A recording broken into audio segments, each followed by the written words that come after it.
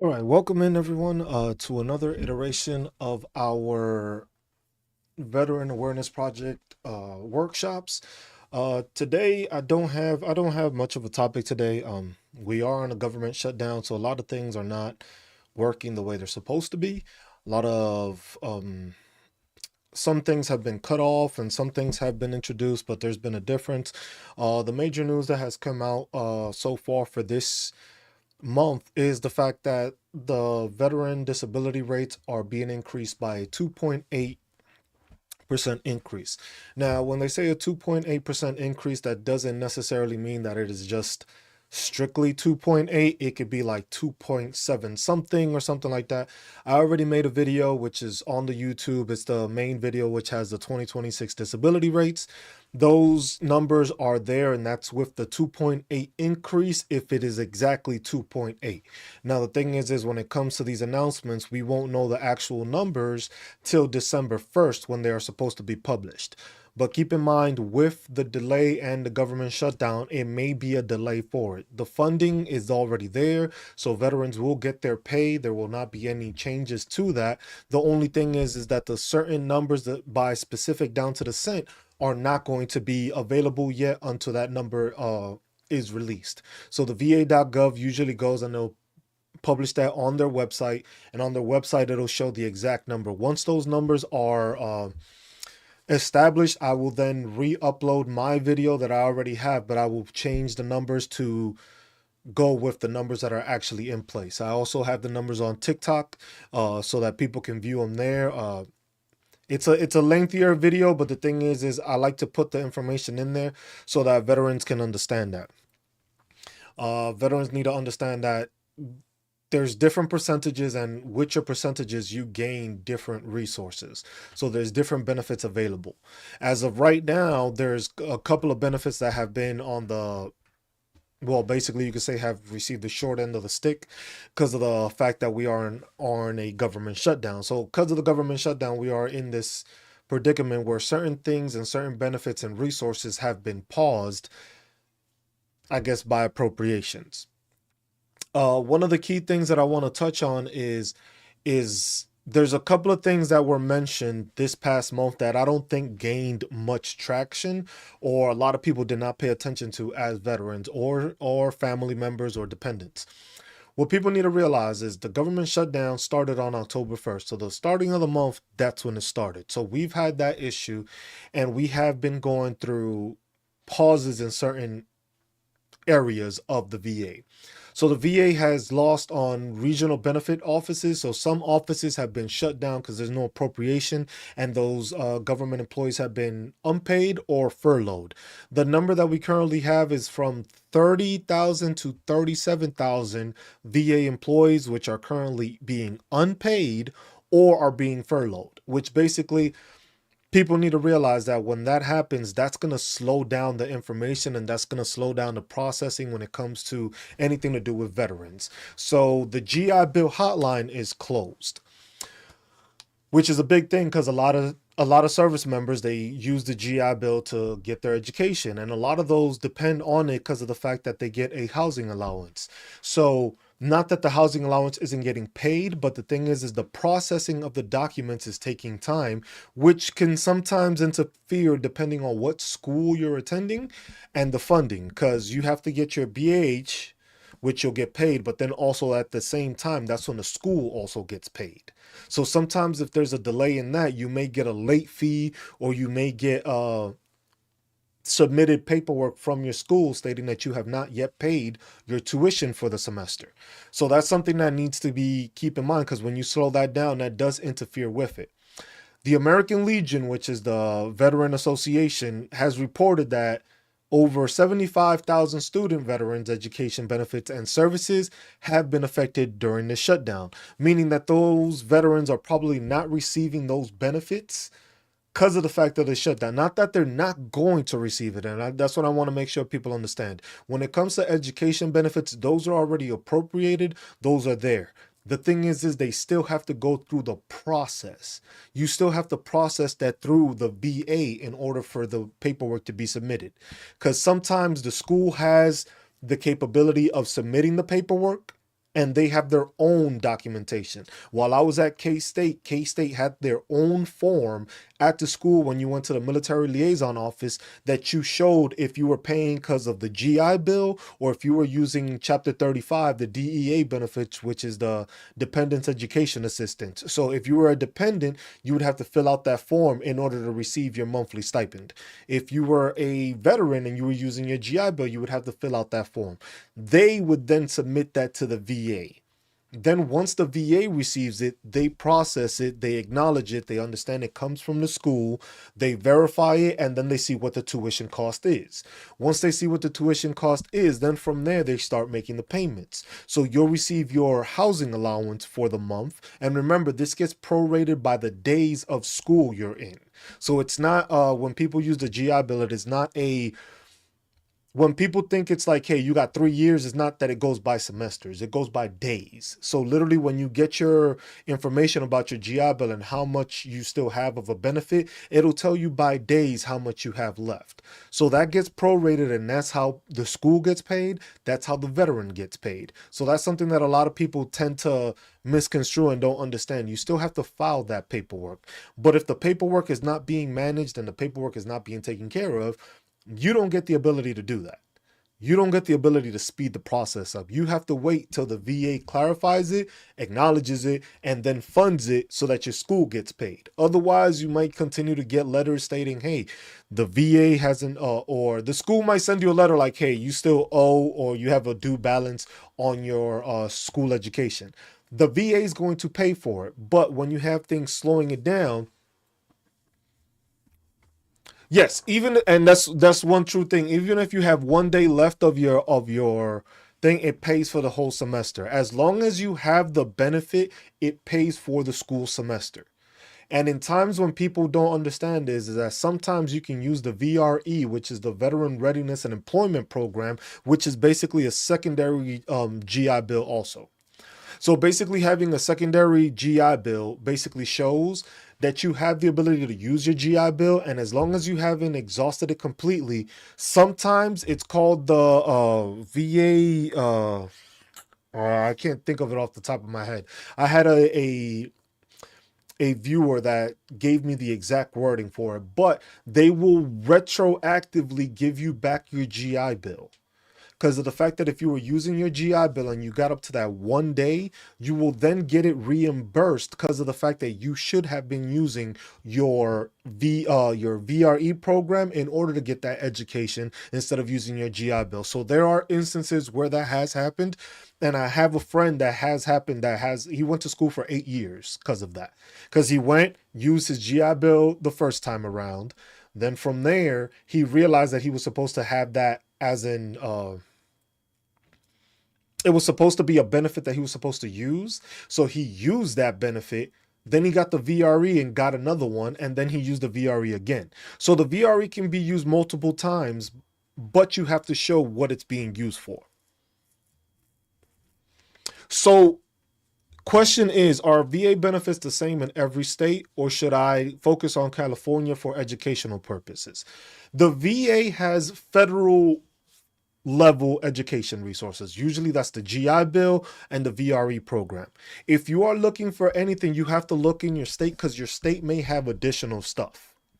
So in the case of California, I believe it's like a gold program or something like that. If you are a family member of a veteran or a disabled veteran, you get a reduction or pay, or don't have to pay the full tuition for the school. So you have to go to your state to inquire what other additional benefits have.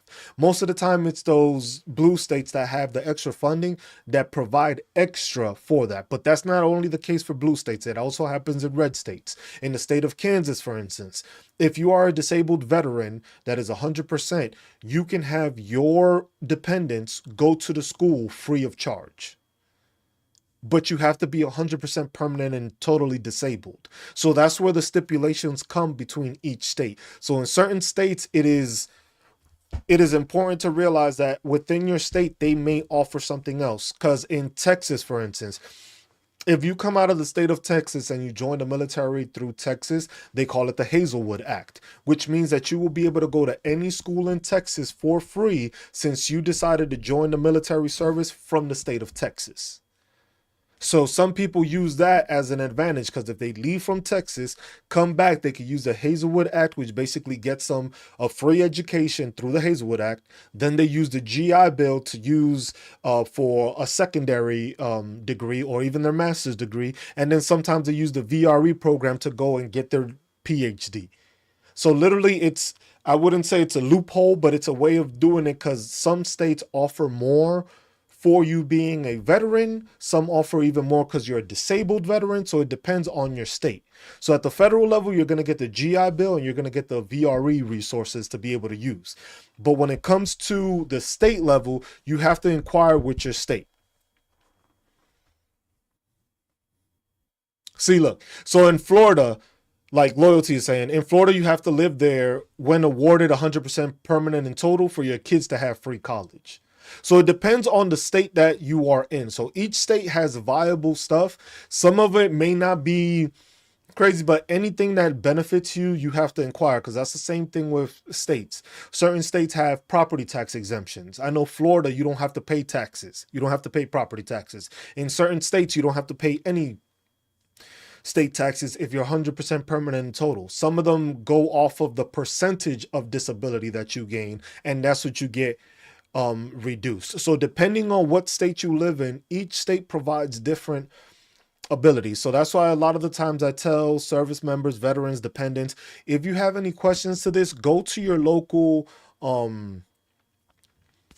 VSO, go to your local American Legion, go to your Veteran of Foreign Wars, go to your Disabled American Veterans. They usually have all these resources and information because of the fact that they reside in that state. So most of the time they know what the state exemptions are and the state's benefits are within your state. So that's something you have to pay attention to because a lot of the times that's how it happens, that you get those benefits through that. That's where you get that information from your state. It's not going to be given to you. The federal level, the VA will concern itself sometimes. If you go to a regional hospital, which is in your state, you will most likely be able to find somebody in that regional office that can explain to you all the different benefits. Sometimes they have like a whole listing of it. Sometimes they don't. It depends on the state. Not every VA is the same. And that's one thing that a lot of people will try to blame, like, oh, this VA hospital sucks. And then another person will tell you it's great. It depends on where you're going and depending on what you're doing. So that's something to keep in mind. But when it comes to the education benefits, that's something that has been affected because of the fact that, hey, we're on a shutdown. So if you can't get on the GI Bill hotline to ask questions about, hey, is my GI Bill going to get paid now or something like that, the hotline is closed. There's nobody answering the phones. So literally you are submitting your paperwork, you're submitting your documentation, but you have nobody to call directly to speak on the GI Bill. So you're literally waiting for your school to get the information or for your school to be able to get some contact in order to get payment. Keep in mind, you will get paid. That's the main thing. You will get that BAH and your school will be paid. You will not owe it. Most of the time, you may incur a late fee, but most of the time, most of the schools understand that because it's a government shutdown. This isn't on you not paying. This is not something that you are causing. This is something that they understand. So you have to keep that in mind when you're speaking to them and don't lose your shit on them because of the fact that they have nothing to do with this shutdown. They're just workers. They're either furloughed or some of them are unpaid. If you had to show up and work unpaid, you're not going to have the best attitude when somebody calls you trying to complain. I was just like, so that's one thing. Uh, Another thing that was important that happened in October that I wanted to get up. Yes, Brandon. Another thing that I wanted to get into when it comes to the October of the veteran issues that are going on, it's the Court of Appeals for Veterans Claims rejected the VA's request to pause most cases during the shutdown. So let me explain that. So basically, Secretary Doug Collins was basically asking the VA courts to pause all those appeals that were going through from veterans. The court decided that they were not going to pause it. The court decided that even though it could be a shutdown, they still have to continue to process these things. Now, I'm not entirely sure why the VA was trying to make it that they got a delay on the ruling, but at the same time, it does come out when Senator Tuberville from Alabama stated that they wanted to create a commission, basically. I don't want to say reinventing, but reevaluating the whole disability ratings thing and changing it. Now, when you put those two together, it doesn't seem like a good association because of the fact that you are trying to stop people from getting their awards because they are going through appeals, but then you are talking about changing the system in its entirety. So we already have issues because if you don't know, I'll show you here. We have the Code of Federal Regulations. With the Code of Federal Regulations, there's always changes to it. The thing is this also has not been updated due to what? Appropriations. So any changes that have come through the Code of Federal Regulations have not been shown or have not been changed due to the fact that there's no budget for it. So literally right now, if you go to the Code of Federal Regulations, like I'm showing on YouTube, if you want to get a better visual, you can watch it on YouTube. Link is the first one on the link tree. You can see it there and you can visualize that the Code of Federal Regulation, it tells you displaying Title 38, which is what the veteran encompasses. And it says up to date as of September 29, 2025. Meaning that there has been no updates to the Code of Federal Regulations from September 29th. Meaning the shutdown started, nothing has been updated. So one of the most important things that's going to happen is that when it comes to the Code of Federal Regulations, veterans have to keep an eye on this because of the fact that changes that happen, they're going to put all those changes in one shot. So if throughout this time period right now, there's changes to how certain ratings are evaluated or certain things are being looked upon, they're going to put that on there and it'll say it at the top because right now it says displaying Title 38 and it says view historical versions. It'll show you that on the next one. So the next time it gets updated, it'll say this has been updated since October or whenever this shutdown ends. Until the shutdown is ongoing, this information is not going to be updated. But at the same time, that doesn't stop people from changing the shit. That doesn't stop for updates being happening. But the thing is they can't process it and put it out because there's no appropriations for them to do that. So that's something to keep in mind. But if you are slowing down the appeals of people, that means that you are slowing down the process of veterans getting the benefits they've earned. Because the thing is if you're going through an appeal process, sometimes it's you made an error. Sometimes it's the CMP examiner made an error. Sometimes it's the SRO just decided to do it wrong. Because remember, we did have that VA employee that decided to approve 85,000 veterans. He spent 30 minutes on each and he was just like, yep. You get some. He felt like Oprah, I guess. It was like everybody gonna get some of this. And in cases like that, you have to think about it. If you had a person that was just, yep, you're getting benefits, you're getting benefits, there's going to be somebody else that was just like, you know what? You're not getting benefits. So that's something you got to keep in mind, that it could have been either way. There was one person that was just like, hey, we're going to approve 85,000. Yeah, we need more heroes like that. That's a true American hero right there for me. But there's people also that would probably doing it because you got to remember these people were working under quotas. So a lot of these VA workers were being told, hey, I need you to process, let's say 100 claims in this time period.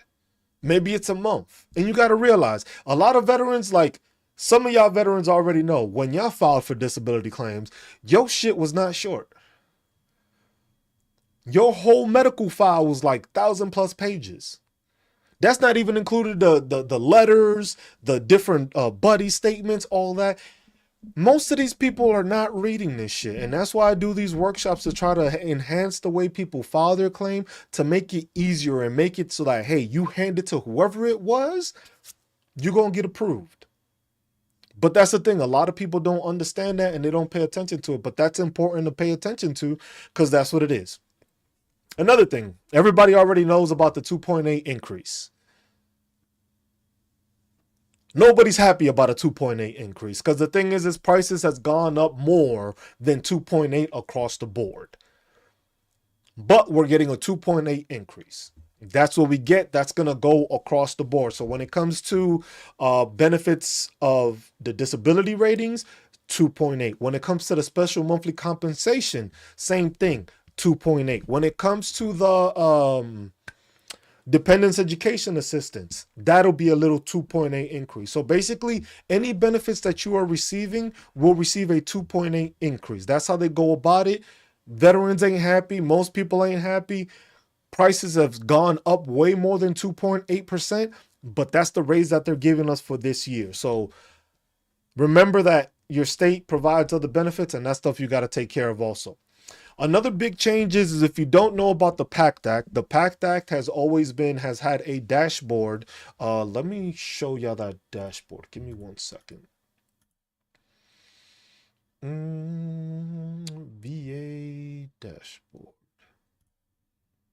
Okay, so this is the interactive dashboard I'm showing you right here. This is basically the dashboard. So basically what the dashboard contains is basically the information from people that filed for the PACT Act. So any information that's there, well, for retired, yes, that's everything is a 2.8 increase. When they do the 2.8 increase, that's what it is. What's up, Kuba? No, just like, and that's what it is. They'll do it like that. It's a 2.8 increase. This dashboard, so this is where I would always obtain a lot of information. What's up, Lil? This is where I would gain a lot of the information I got is basically through this. So when it came to talking about how many veterans are receiving care, how many veterans are using the VA resources, how many are filing for this, and then there it goes. The question he has, I've been watching videos that the government is thinking about taking away compensation, especially for the ones who have 70 and below. Have you heard this? No. So I have not heard of them trying to take compensation for anybody 70 and below. What I have heard, but this is, I don't want people to take this as word for word. I have heard about them trying to remove anybody that has 10 or 20% receiving compensation. They just want it for 30 and above. But there's a lot of stuff going on with this shutdown, with change administration, Doug Collins doing and making changes, supposed contract changes, funding going here, funding going there. We don't have a picture of any of this right now. So it makes it difficult to actually put this information out. So that's why I don't like to go off of those rumors. It's things I've heard, but I don't like pushing rumors because that's what a lot of other content creators go off of because they like that fear-mongering type tactic to try to get more people to come back. If you're coming back here, it's because you want to learn. I'm going to teach you how to do things the right way. I'm not going to give you no gimmicks. I'm not going to try to make it seem like, oh, this is how you should fight. Look, I'm going to show you how to do the stuff. You're going to do with that information what you want to do. Yeah, the Civ Div guy, that's who I'm talking about, Akuba. That's exactly who I'm talking about. That guy likes to always push out stuff that wants to like intimidate and scare veterans. Remember, this guy made a bunch of videos saying that, oh, veterans are about to lose their the mental health changes. Remember this? The mental health changes are going to change now. So if you want, you should use my Nexus letter guy to get a thing. That was just a scheme to get veterans to pay money into his shit. I don't ask for no schemes. I tell you, I have a free Nexus letter template on my website. You ain't paying for it. All you got to do is go to the website and you'll get a free Nexus letter template. You fill it out according how it goes with you. These people are just trying to make money off of veterans and then they claim to help them. But it's just like, but they're not teaching them how to go through the process. It was just like, yeah, it's scary because the thing is if I tell you that they're trying to remove benefits from people, what is that going to cause a lot of veterans to do? A lot of veterans are going to be like, oh shit, I need a file. Oh damn, he's promoting that he has his own team. You know what? Let me contact this guy, pay this guy so I can get my shit done just before they do that. Remember this guy and these people have been talking about the mental health changes and the sleep apnea changes for the past 2.5 fucking years. saying that this was going to change, saying, oh, your shit was going to change. Oh, your the mental health ratings is going to change. Oh, sleep apnea is going to change. They've been saying that for 2.5 years, and we still haven't gotten any information on that. And they're still running on it. So that's why I don't like going off of rumors, because these people try to push those rumors to try to get people to use them so that they can make money off of it. Me, I make money off of this if y'all donate, which I don't ask y'all to. I make money if y'all view my shit on YouTube. That's it. That's how I make money off of this. I still push out this information and I do all this shit to help veterans. That's the only way I make money, is if people watch my videos on YouTube. I was just like, yeah, there's a ton of stuff that's going on right now. Also, we didn't get our caregiver in the shutdown affected by the caregiver stipend should not be affected. The caregiver stipend should not be affected. That should not be affected. The thing is there's probably delays with the shit. That's the problem right now. There's delays on there, but the caregiving stipend, most of the stuff through the VA is already appropriated for you to receive that funding. When it comes to the veteran shit, because we've already gone through this, so they've already made laws that take care of that. Now the thing is when it comes to certain offices working and people doing it, that's what gets affected. So literally when it comes to somebody processing how much you're supposed to get, that may be slowed down. Then I'm wondering why our statement didn't come. Because the thing is, let me see. Let me just double check.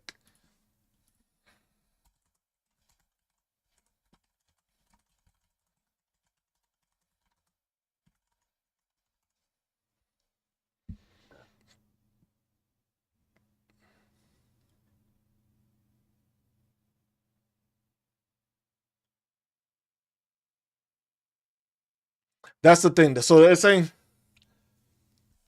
it's basically saying that it's not affected, but the thing is delay can take time to do it, and that's the thing. So I don't see anything anywhere where it says that you will not receive the payments. The problem is that when it comes to this, it's just like payments don't go out as quickly because somebody has to process them. So now if the person that was processing, let's say the Office of Caregiver stipends, right, is furloughed, or they're not getting paid, or they don't have the same amount of people. Imagine one regional office that used to have like 10 people processing this only has one. Then they got to go through each one by themselves. So that may delay it, but you're going to receive that payment. And if you don't receive it on time, if it goes to the next month, which I'm hoping it should not, you would get a back pay for that, because basically that's funds that is still owed to you. But most of the time when it comes to the government shutdown, what people don't understand is a lot of the times this happens because of the fact that the offices that run these places do not have the people to run them. Like I said earlier, it's about 30 to 37,000 VA employees that are either being unpaid or furloughed. Now, they never give the specific as to which office that's happening in, but that's what it is. But see, and this is like going back to the VA PACT Act dashboard and how it changes. The changes with this is this used to be updated on a monthly basis. So this is something that I would check on a monthly basis, because it would basically tell you, hey, this is the amount of people that have filed for PACT Act information. This is the amount of claims approved. So if you see it here, these are from August 10th of 2022, because the PACT Act was enacted on August 9th of 2022, till September 6th of 2025. The PACT Act numbers have been 2.7 million people filing for PACT Act issues, whether that's toxic exposure, whatever it is that has to do, or the presumptive stuff that came out because of that.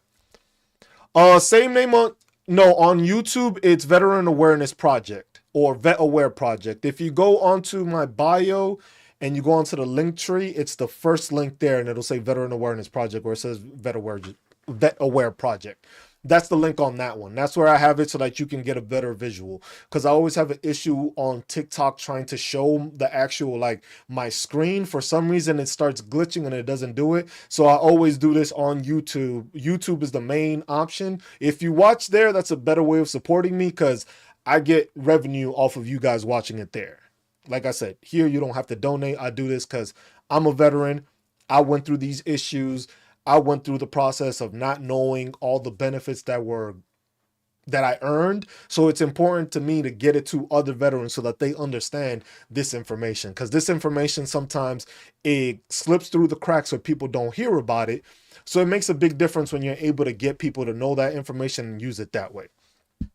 But yeah, same thing with this. So it's just like one of the biggest changes that they're doing with the PACT dashboard is that now instead of changing it monthly, they are now changing it to quarterly, which I'm not entirely sure why that is, because they were doing a fine job of doing it every month. So every month you got to update. It was just like, hey, these new people got here. This is how it got. And look, and then the thing is it tells you the information because it basically tells you right here, 73.4% approval rate for PACT Act related claims. So basically it tells you the percentage that is getting approved when people do this. So that's the important part where a lot of people miss out on that. There's a lot of information there that it comes from this dashboard because it was updated on a monthly basis. Now it's being changed to a quarterly basis. Because that's something that I would be able to use because I would always go and tell like, hey, this is the amount of people that filed for this. And you can click on it and it's interactive so you can change it. So you can click on care. Now it tells you all the people. So out of all the 19 million veterans we have, it explains that 6.4 million have gone through the toxic screening exposure. So it would give you an in-depth analysis where people don't have to come up with random ass facts or random ass numbers because this provided you all the number of people that got screened, all the people that got positive screenings, negative screenings, the information, it all shows up there. Gives you the benefits. Tells you non-PACT Act claims completed. Because remember, this under Doug Collins right now, they've been amplifying and saying, oh, we've processed the most amount of disability claims before or within this time period. We've done more than we have the past year. What people fail to understand is just because you process them doesn't mean that they are complete. That's the one thing I want people to understand. When this administration says that they have processed the most ever in a timely fashion, that means that they've received them. That doesn't mean that they've finalized them. They received this many claims because they've gotten this many claims. They haven't finished all those claims. They've processed them because they've received these disability claims. They haven't finalized them. So that's something that people need to pay attention to. It's not that they're done. It was just like, if you've processed 1 million, how many of those have you completed? How many of those veterans actually have a finalized rating? How many of them are not going through the appeals process? Because there's a lot. And imagine now when they try to make it that they slowed down the process and they didn't have it. And that's why I found it weird, because the thing is the courts are still working, even though they may not be getting paid, but those appeals are still going through. So that's on that part. But that's the dashboard, and the dashboard you can go through it, web, phone, and it gives you all the information. Geographically, where they come from, how many people have filed and all that stuff. It gives you that information. So if you want to get an in-depth look, the VA dashboard is a great way to get that information without having to look at all these other external things, because this is concerning itself with people that are filing with the PACT Act. So what's up, Linda? It was just like, and that's what it is. So that's the explanation, and it'll tell you the explanation. So if you use that, that's a great resource to find that stuff. The best resource you have is this, the Code of Federal Regulations. If you don't know, I did the workshop last month, and that's the filing your disability claim. If you haven't watched that video, you can watch that video. It's on my live videos on YouTube, and that gives you an explanation how to go forth and do a better job of filing your disability claim. We are working on doing videos on the Code of Federal Regulations. This shit is long. I'm not gonna lie to you. This shit is long. There's a lot of information here.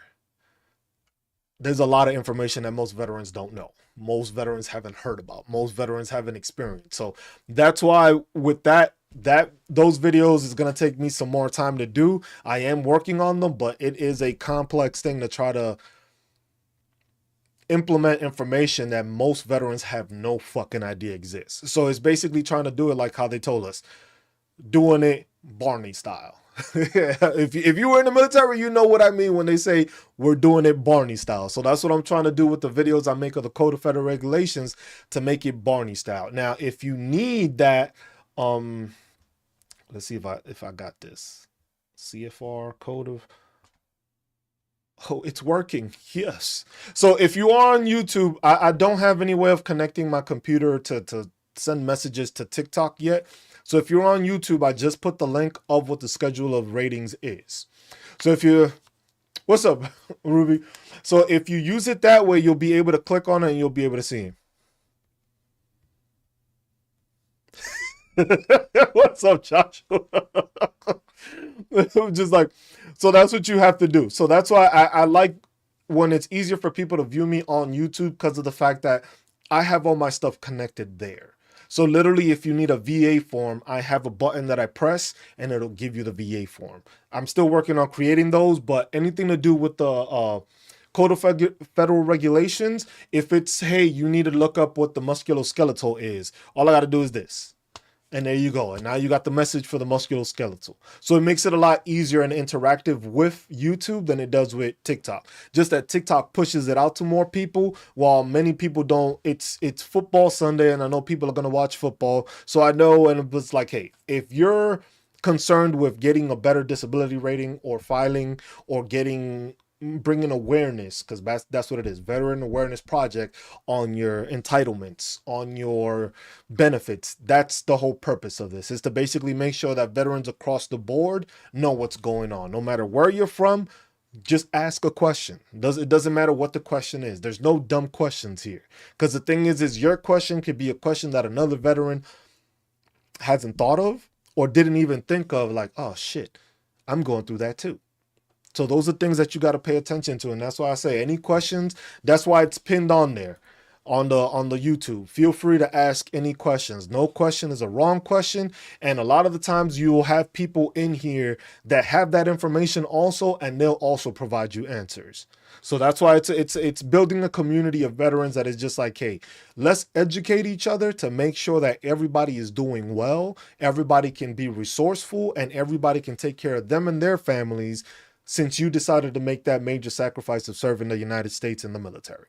Because it is a sacrifice. But there's a lot of benefits that come from it, and it's something that you earn through your time in service. And that's something that you should know about, and it shouldn't be gatekept. And it shouldn't be under a paywall. And it shouldn't be like, hey, if you join in and you pay me, I'll give you... No, that shouldn't be that. Yeah, I do TikTok, YouTube. Sometimes I do Twitch at the same time. I even did a little bit of Kick at the same time. I try to do all the platforms at once to try to spread the information as much as I can. But YouTube is the one that I generate revenue off. So when people watch me on YouTube, that's where I generate anything from to keep this going. So what's up, Laura? It was like, so that's why I do it. So that's why YouTube is my main thing. TikTok, it's more, I use that channel for political talking and you know, grievances and stuff like that. But the Veteran Awareness Project, that is strictly for veteran talk. I don't like doing the political thing unless it's incorporated into it. So I'd rather keep it that it's just veteran stuff. So if you got questions, you need a form, you need assistance, just ask. This is a free resource. I'm being a free resource. And the thing is if I don't know the answer myself, I'm gonna lead you to the answer. I'm gonna make sure you find that answer, because a lot of the times we don't know where the answer is and we don't go to it. So it's making sure that people have the availability to get to the answer when they may not know where they're going, or where they may not know where to look at. Let's see. So we'll continue with the stuff that's changed. So I wanted to do this also as part of it to introduce any changes or proposed bills that have been going through Congress. Because remember, some of Congress is working, some of Congress ain't. Some of them are still pushing bills, some of them are not. The House is still pushing bills, some depending on what side it is. I don't really give a shit about the side. If it's concerning veterans, that's the whole point of this, just so that we are aware and you're aware that, hey, somewhere in Congress, somebody proposed this or proposed that. Um, yeah. And you can see the resources there. And also I have my website. So if you go to my website, which is the vetawareproject.com, you have resources there where you can go. Shit, I'll even show y'all. Let me show you. So we'll go to the website. This is the website. So Vet Awareness Project here, you have that. It gives you the record brief. That's to contact us. That's if you have any questions or anything that you want to ask or anything you think I should add.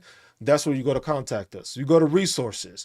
We got the shop, which is basically, hey, if you want to buy a t-shirt and support that way, you could do that. If you want to donate to the cause, there's a donation thing, which, as I noticed, you don't have to. That's something, if you want to support it, we could do that. And then it's just like, so you could go to resources. You go to resources. And then from here, you have VA forms, the DBQs, the disability benefit questionnaires. This one I'm working on. This is basically the veteran organizations, which I'm just trying to make a rundown list of all the veteran associations that I know.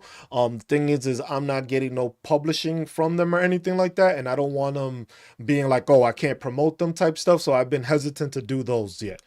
State benefits, this is a part of the thing that is still taking way long, because this is something that I'm putting all the information together for your state.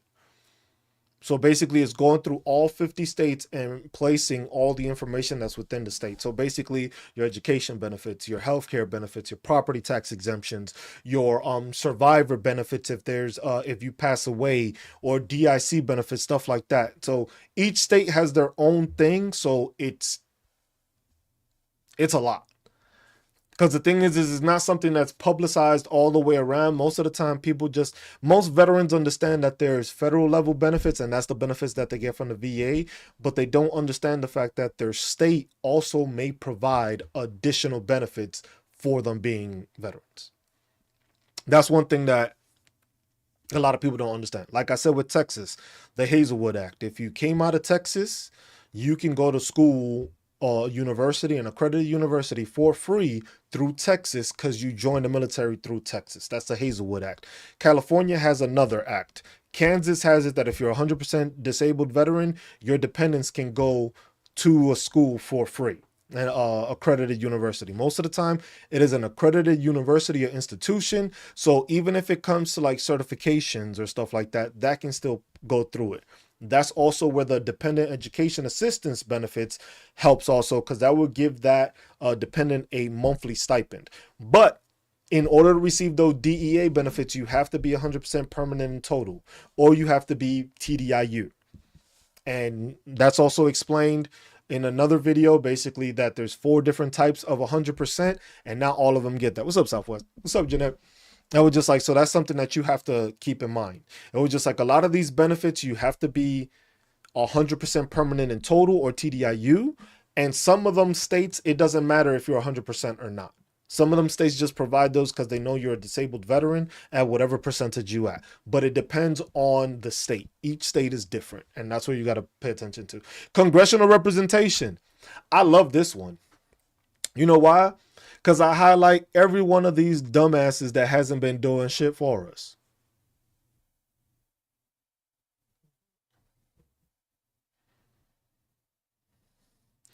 Just got asked about interactivity for your channel. Somebody been reporting you, by the way. Wouldn't be surprising me, Joshua. That's why I do it on YouTube. Because on TikTok, I have a bunch of people. Like, if you follow me on YouTube, you don't have bots. You don't have bots coming in just being ignorant to be ignorant. It was just like, I don't know how you want to be ignorant when I'm here trying to explain benefits to veterans and you're going to report me. That's why I go and I lean on YouTube. I don't have that problem. So All Ruby says, my parents are entertaining the idea of moving from California to Arkansas, because I don't say Arkansas, because it's not spelled that way, and that's native land. If it was a Native American saying it, I'll say Arkansas. But since it's not, it's Arkansas. That's a whole different note, though. But you're concerned with the benefits could be lowered. So your benefits will not be lowered in the case of your disability payments. Disability payments, no matter what state you're in, that is the disability payment you will receive, depending on your percentage. Now, when you move, what may change is education benefits. Because the thing is the BAH. So let's say you're going to school. If you're using a GI Bill, it goes from the county of residence. So basically, the county of the school, I mean, not residence. So depending on the school, where the school is located, that is the BAH amount you receive. If you're anywhere in California, the BAH is going to be higher than anywhere in Arkansas. So that's one thing that may change, but you have to look at it in the fact that sometimes you may get different benefits from that state also. It's not the same thing. It's different. So each state has it. So you would have to look up the resources for that. And let me see. Give me 1 second and I'll show you. Was it that one? Because I have a whole bunch of links on the thing and I need to start separating them to do it. I moved from California to Mississippi. My benefits did not change. Yeah, when it comes to your disability payments, that does not change. What changes when you move from one state to another? All right, Joshua, have a good one, man. Be safe out there. If you are changing states, what changes is the state's benefits. Your federal benefits do not change. So if you are 100% in California, you are 100% in Mississippi. If you're 100% in California, you're 100% in New York. Now, the thing is, what changes is those benefits that may be statewide, like property tax exemptions. So in one state, you may receive that you don't have to pay any property tax. In the next state, you may have to pay a portion of your property tax. So that's where it differs. That's where it changes.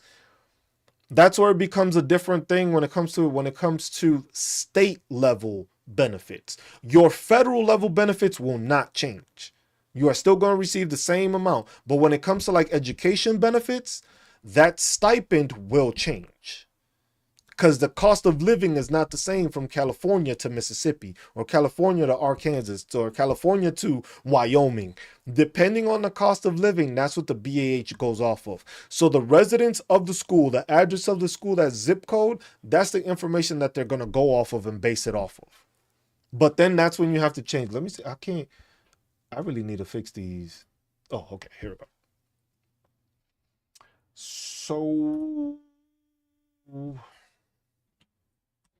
copy. I'm gonna put this in TikTok. I don't know if it'll actually take it. I don't know if y'all be actually able to get to the site, but this site right here, right now, this is just a Kansas. Let me show y'all. This is just my Air Force benefits. So basically, this is the Air Force has the Air Force has this website. The Army has this website. I couldn't find a Navy or Marine Corps one, but this basically highlights everything. So if you go A to Z, you go back. Whoa, wrong one. State and territory benefits. So let's go. We can go to Arkansas and it'll tell you what the state taxes are. Education benefits, employment benefits, unemployment insurance, office of motor vehicles benefits, health insurance benefits, parks and recreation benefits, miscellaneous benefits. Like all that information will be put in there and it gives you a breakdown of what that state does. And then you can do a compare and contrast of, hey, this is what California offered me. This is what Arkansas offers me. Because each state is going to be different. So the information is going to be different on each end, but you can use this site, even though it says My Air Force Benefits. This is just a resource that is given so that service members can use it. But most of the time, this coincides with what the veteran receives also. So when it comes to state taxes, you would just click on state taxes and it takes you to it. And it was just like military retired pay is exempt from state taxes. So that's a benefit that a lot of people don't. If you retired from the military, if you go to a state that doesn't tax your retirement pay, that's extra money in your pocket. Military disability retirement pay received as a pension, annuity, or similar allowance for personal injury or sickness resulting from active service in the U.S. Army should not be included in taxable income. But that's, like I said, that's that state. Each state has its own priorities, has its own way of identifying what the benefits are. So that's why you have to look at it, and you can just go to the states and territories. You can just check and go to California state taxes. It tells you like that. This is a resource that, like I said, this is something that I'm trying to build onto my website. But as you can see, all this information is available. And these are all the different things that are afforded to veterans. And I can tell you 75% of the time, most veterans have no idea that they have this information, that they have these resources, or they have these benefits. So that's why it's important to push this information out to people so that they can do that and they can understand it. It's like, okay, this is information that's there, this is there, and stuff like that. So with the processing of like forms and the processing of different, let's say, bills that have been proposed, there was like about 10 of them. So there was the Vital Act, which was introduced October 8th, which is to help with the VA infrastructure and modernization push. That is basically there. All of these are on congress.gov. So if you want to know the number, just ask, so that way you can look for it. The Vital Act is Senate, so S.2988. The Rural Care Access, which is Senate .3033, introduced on October 22, mandates VA rural hospital partnerships, telehealth, co-location, and transport to try to basically expand the capabilities of getting people to VA. Because the thing is remember, a lot of these, with this big beautiful bill, a lot of rural hospitals are not going to be able to get the resources and won't have the money and funding to keep open and provide all these services. So that bill was basically being pushed so that way they start working on a way of making it that the VA is going to have to provide some sort of transportation or telehealth services to take care of stuff, so that veterans don't have to do the trip of traveling 2 to 3 hours one way, or 2 or longer hours to get to one location, and they could do it from home where it wasn't an available option. That's what they're trying to work on also. Yeah. See, we had no idea our education could have been paid for. Vietnam vet, 3 children. Those are things that a lot of veterans miss out on, because that's a big difference.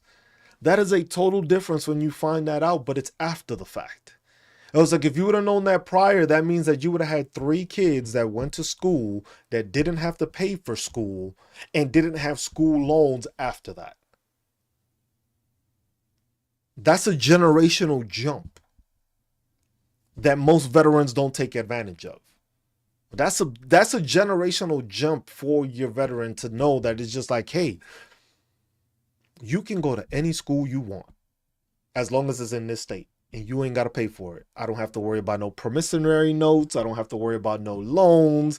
You basically go to school, get your education, and you are educated. You have your degree, and you don't have to worry about paying it back.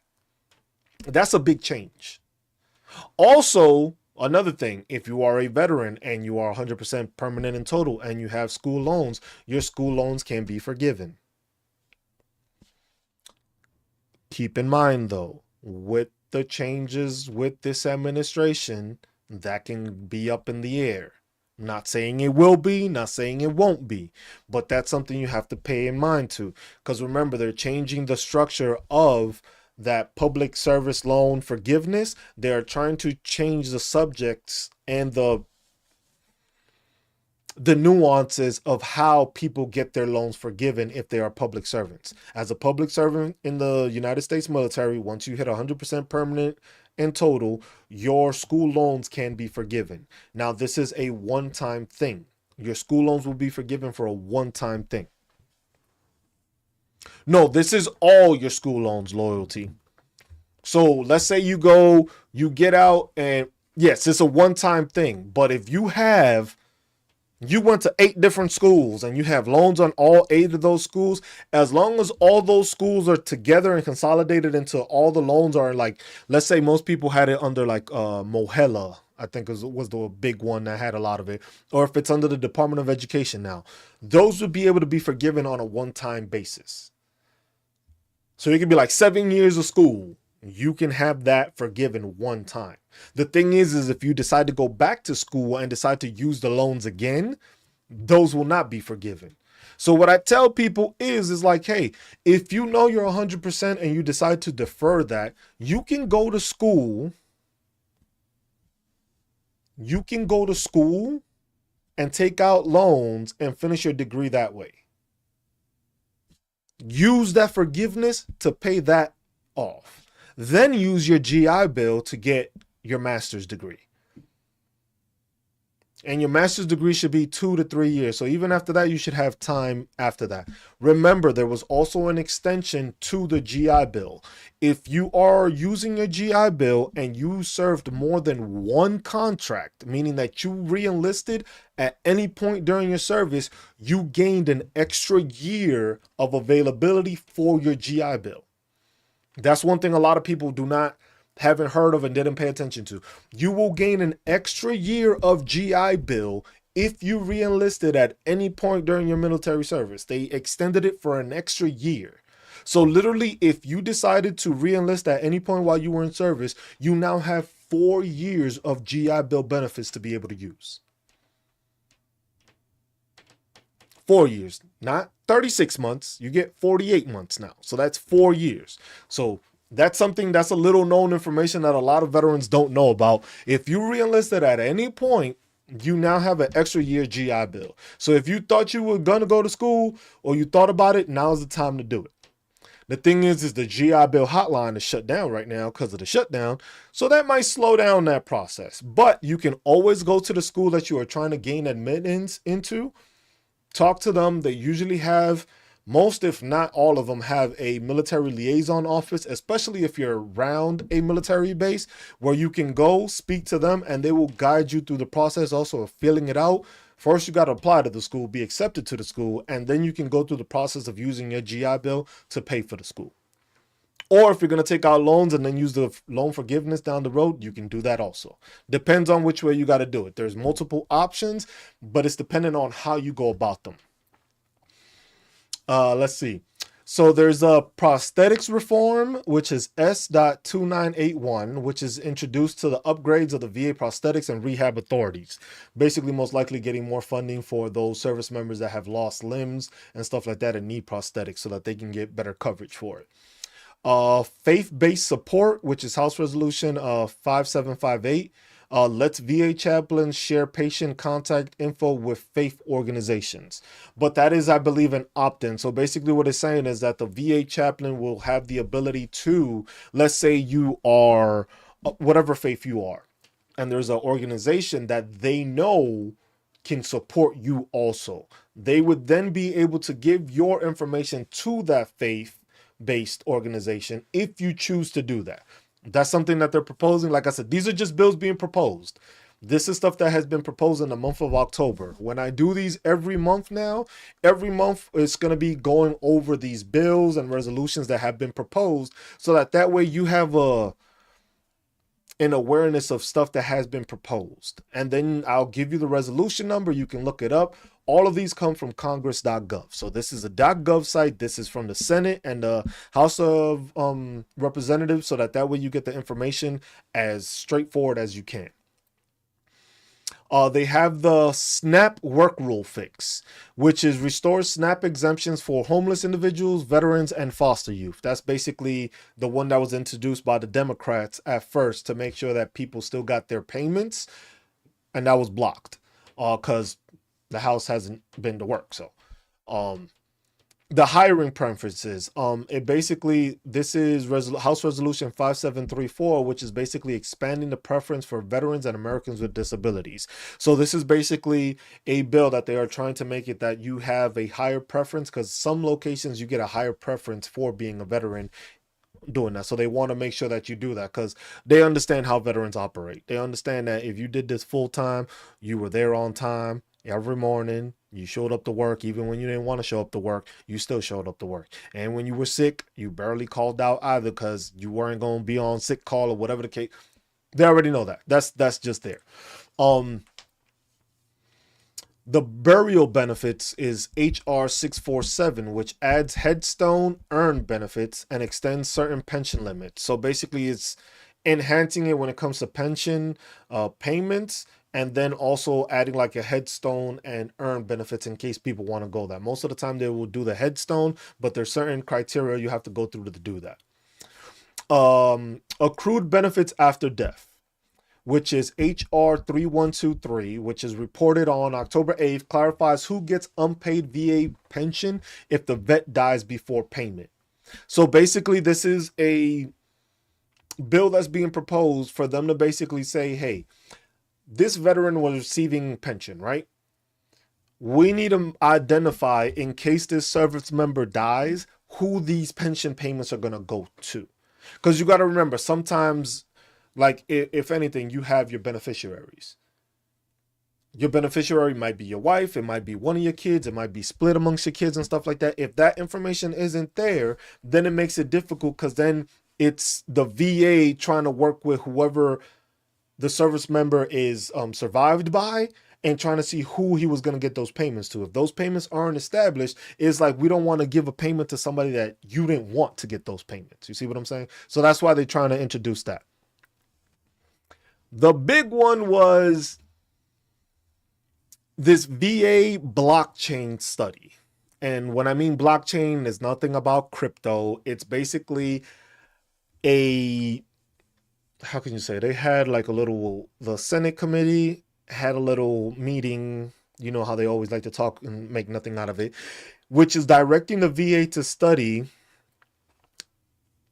DLT, or basically disability claims, for just their claims and for anti-fraud. Now, this is a problem that we have with a lot of veterans, where a lot of veterans are chasing those benefits and they are committing fraud while doing it. That's one of the reasons why I don't offer any services. This is one of the reasons why I just try to teach you the information. What you do with the information, that's all on you. There's not going to be anybody that comes back and says, yo, I learned this from Cruz. I learned this from Cruz, and he's the reason I did this. Nah, the hell you not. That's one thing I can assure you. You not getting that from here. Here, I'm gonna tell you where to find the information, how to use the information to do it in the right way. Whichever way you do it, that's on you. Ain't nobody calling and be like, yo, Cruz told me, yo, Cruz, go check out his page. He told me, nope. I'm going to tell you where the information is. I'm going to tell you how they go about the disability claims. I'm going to tell you how they rate you. What comes out your mouth, I'm not influencing. Plain and simple. Whatever comes out your mouth, I'm not influencing. I'm going to give you the information. What you do with that information, that's all on you. Because a lot of the times there's too many veterans right now, and a lot of these channels are just like, oh, this is the best way to get to 100%. If you file this, and then you file this, and then you connect it to this, you get to this. Bro, that's a scheme. I don't pay attention to none of those. That's a fucking scheme. That's fraud. Because if you telling and explaining somebody how they gonna get to a certain percentage by putting shit together that they may not even have, we don't do that here. We don't do that here. We don't do that here. I'm sorry. I'm not gonna tell you, oh, connect this to connect this to connect that. I may tell you what is secondary a lot of the times to some of the primary issues, but I'm not telling you how you're going to connect it, because then that means you have to go and get the paperwork. That means you have to go get the evidence. That means you have to get a nexus letter. That means that you may end up lying on a CMP exam to try to get something that you know you are not supposed to get. I'm not having no ties with that. That's on you. There's too many veterans right now that are doing that to the system. And that's why it's the thing is, like, not all veterans are doing this, but a lot are. And then since a lot of those are, it makes it look bad for the ones that actually have these problems. Because then the thing is now you're going to over scrutinize the people that are doing it the right way. Just because the people that did it go. I just seen, it's funny because I seen a fucking news thing that it was a veteran was going into court for fraudulent claims because he claimed he was paralyzed but walked into the courtroom.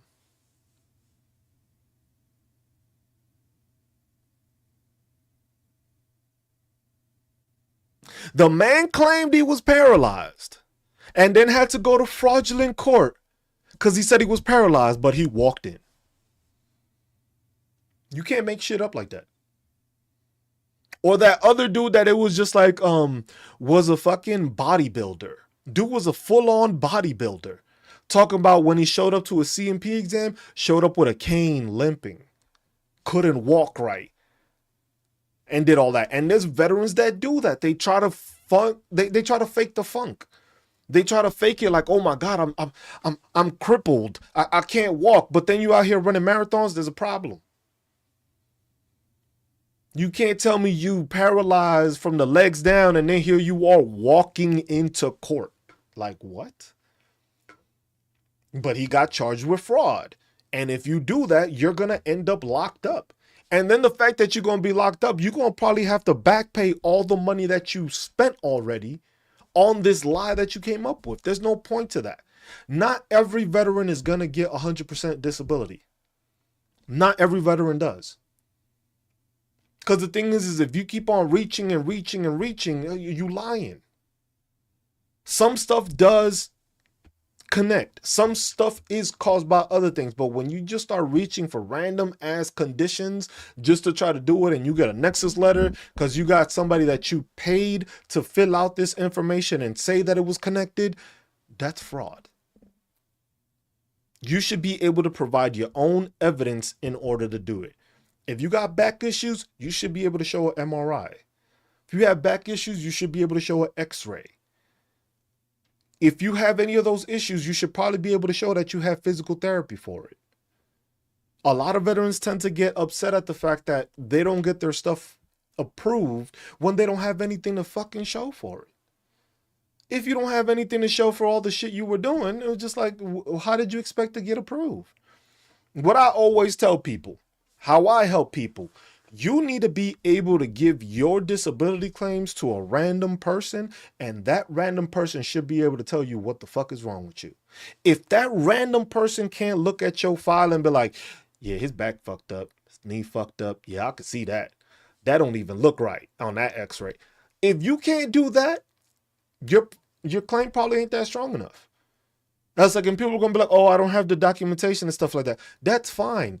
You have to do it over time. This isn't an overnight process. If you had back injuries and you're saying that it was caused by the military, you need to provide a length of time. Because the thing is if you went like 10 years after the service and now's when you're claiming it, you need to at least go to the doctor. You need to have physical therapy. You need to have a chiropractor. You need to have all those records to show that, hey, I've been being seen for all this time because of my injuries. And then you have that doctor make the connection that, hey, this was caused by his time in service. You're not just going to be able to say, oh, I'm hurt. Military did this shit to me. 10 years after you've been out. People need to make sense of that. You got to pay attention to it. That's where putting all that information together comes in handy. That's where this comes in handy. The Code of Federal Regulations. Because a lot of people don't know how this works and don't understand the different ratings and how they get their ratings.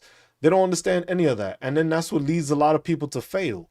Because the thing is if you don't know how they rate your shoulder, your knee, you thinking, hey, I'm going into this situation, I'm getting 100%. Because you can't move your arm. And then you come to find out that the most you can get for not being able to move your arm is 30%, maybe 40%, depending if it's on your strong arm or your dominant hand or your non-dominant hand. And then that shit fucks up people's thing because they was just like, man, I can't move my arm or I can barely walk. And they thought they were going to get 100% over that. That's not how it works. Like I'm showing you here. This is how they rate musculoskeletal for most things. Your flexion, your extension, and your abduction. Most people don't know that. Now, if you go to a CMP exam and you understand that this is how they rate you, you understand the ability that you have because you know how much you can move your arm. Now, if you want to fake the funk, that's on you. But what I tell people is as soon as you feel pain in anything that you're claiming, you stop. You don't push through. It was just like, it starts hurting when I get to this point.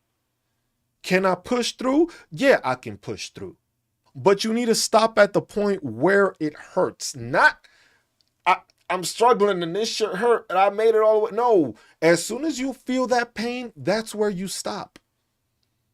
And that's for any of the parts that they're going through. You have to stop when you feel the pain because that's what they're going off of. Your pain level and my pain level is not the same.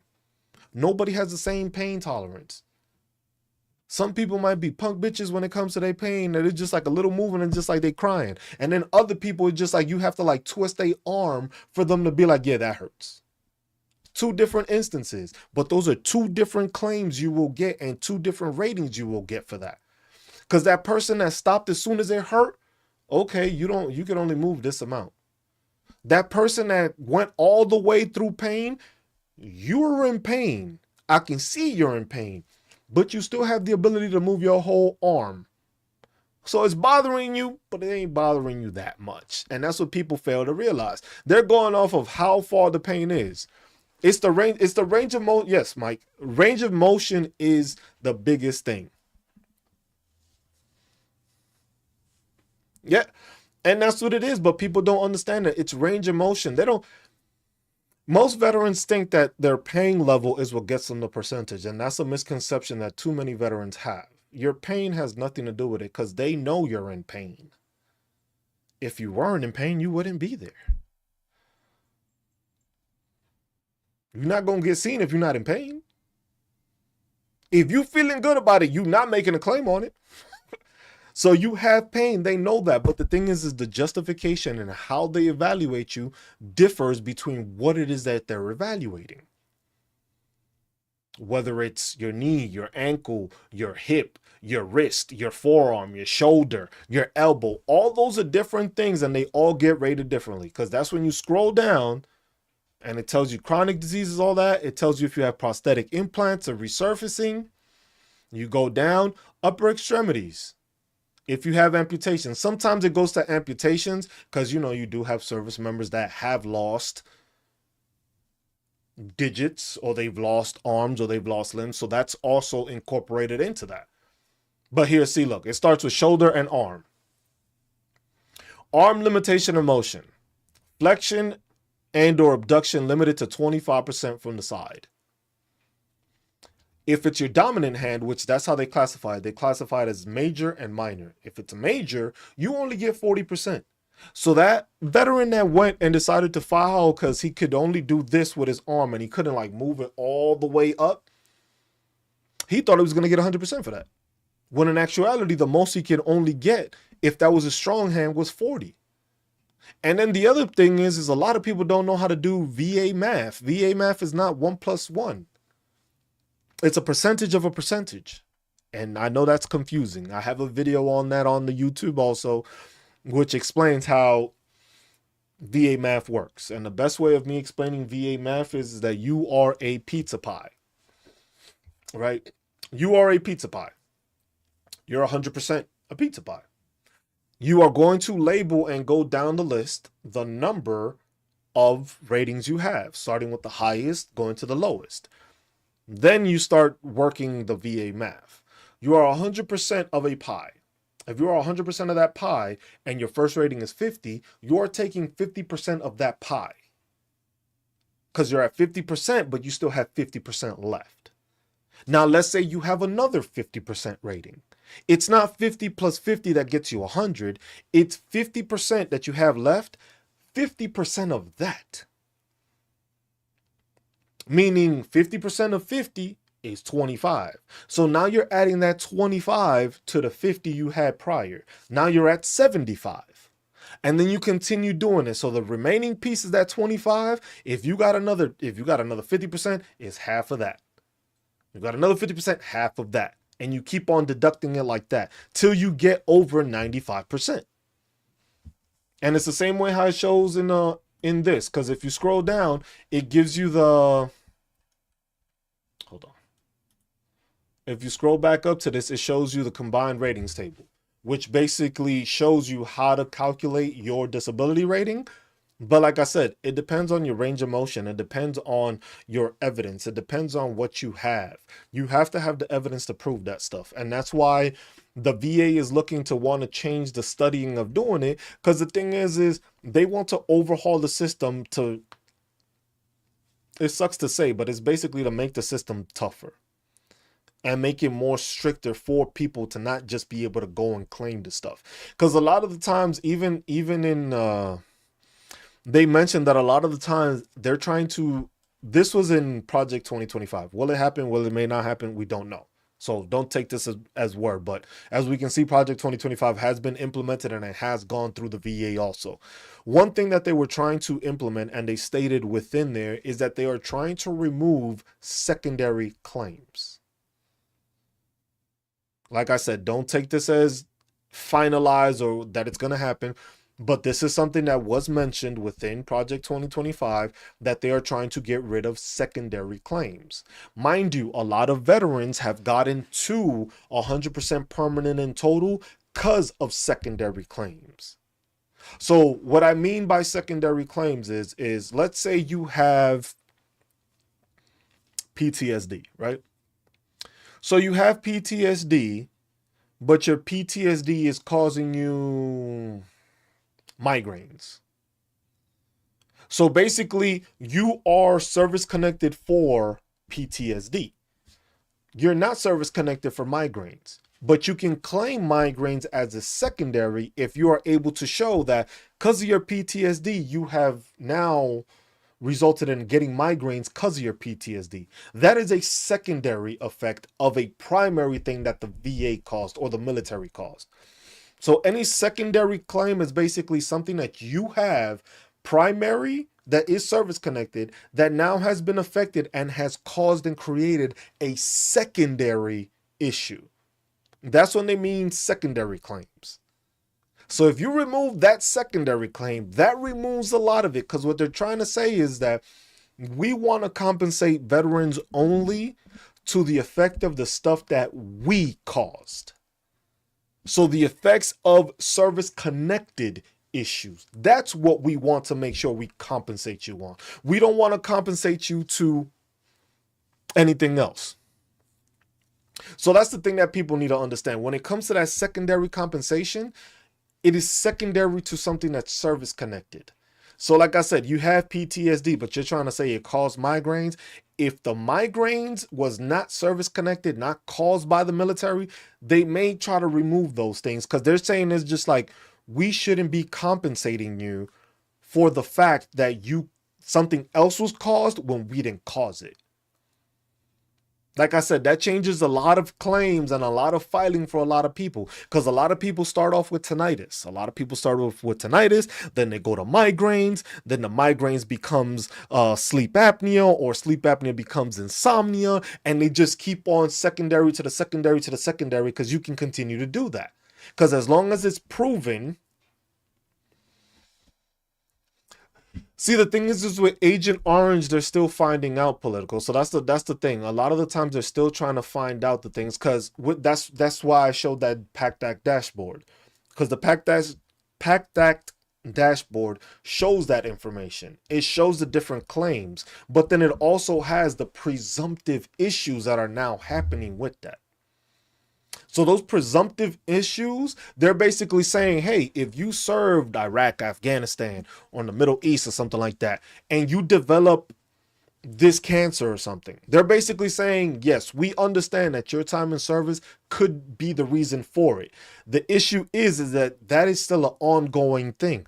That's why if a lot of veterans don't understand, when they filed a claim, there was this letter that they would also send to you, and it was basically stating like, hey, would you like to be a part of this study group? We would like to take your information and combine it just to see if we have more stuff, because that's the only way they can identify if it is.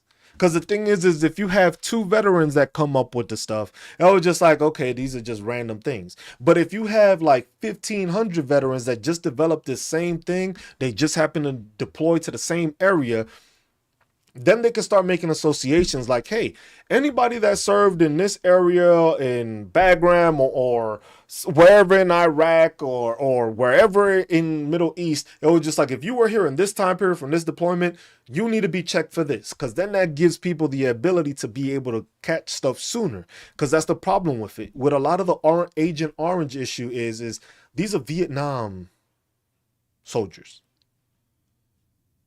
Well, Vietnam was a long fucking time ago. So imagine now is when they're catching all these Vietnam issues. Now is when they're associating, damn, okay, they got cancer because of this. They got exposed to this. That exposure led to this cancer. So now that's why they're trying to make it. It's like, hey, make sure you get your toxic screening exposure. So that way they see it was just like, oh, okay, you did deploy with this group in this area. And we've had these other veterans showing that they've had this issue. So we're now going to check you for that same issue because you were either in the same platoon as some of these people or in the same area. And that's where we do it. The cohort study, I think, no. That's the PACT Act. Is with the PACT Act stuff. But it probably could do with that.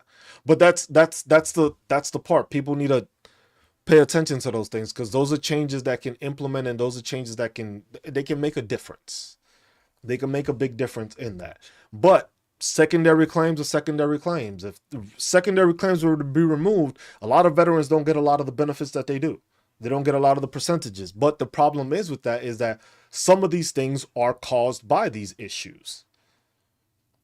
Some of them are significant secondary claims, whereas some are not.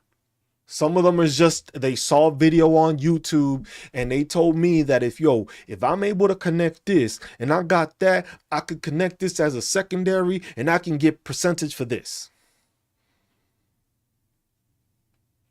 If you didn't even know you had this problem and you found the problem through a YouTube video, that already don't sound good, bro. That already sounds fraudulent. That already sounds like this shit should not be working that way. If you just happen to find that you had this issue because somebody on YouTube told you, did you know? And I do yeah, it becomes questionable. The other thing that I always find questionable is also the fact that, how is it y'all got all the same doctors? Because y'all all go to the same YouTube thing. Y'all all go to the same YouTube page. Y'all all got the same fucking doctor? So you mean to tell me this doctor has treated all of you and realized and made the connection that you were this because of this? That becomes questionable to me. I'm gonna question the shit out of that. If I'm a VA writer and I see 5 people from 5 different parts of the country and they all went to the same doctor to get the Nexus letter,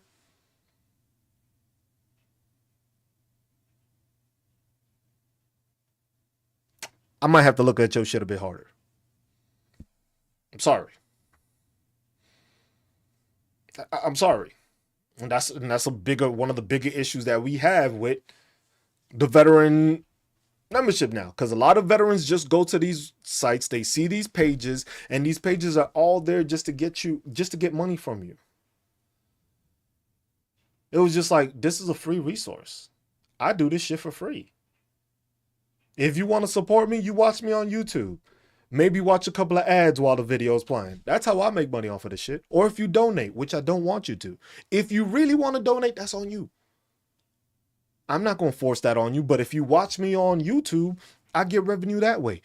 I got people here on TikTok, but I don't get no revenue off of TikTok for the amount of people that are watching this. So that's why I say, if you want to support me, you can go on YouTube and follow me on YouTube. But TikTok don't pay me for the views. TikTok only pay me half of what you donate, which that's why I say, if you're going to do that, give it to somebody that needs it. But if you want to support, you could just watch me on YouTube, and that way you don't have to pay anything. You might get cut off every now and then because you got ads, but if you miss something, just ask me to repeat it.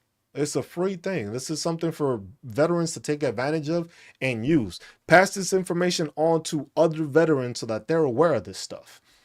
That way they do it. Because otherwise, if they don't, if veterans don't know about this stuff, they're not going to know. You don't know what you don't know, and you don't know what to ask if you have no idea what a person is talking about. So that's why you have to. What's up, BK?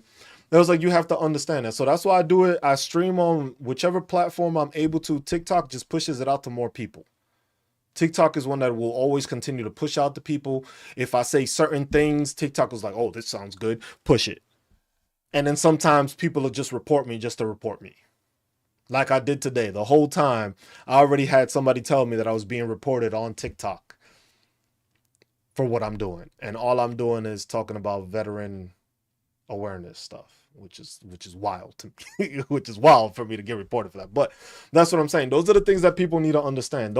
Those little changes and stuff like that can be a big change for the veteran community. Because if you already have senators like Senator Tuberville of Alabama already talking about that they want to reevaluate the disability ratings, that means that they're trying to look at reevaluating the whole thing.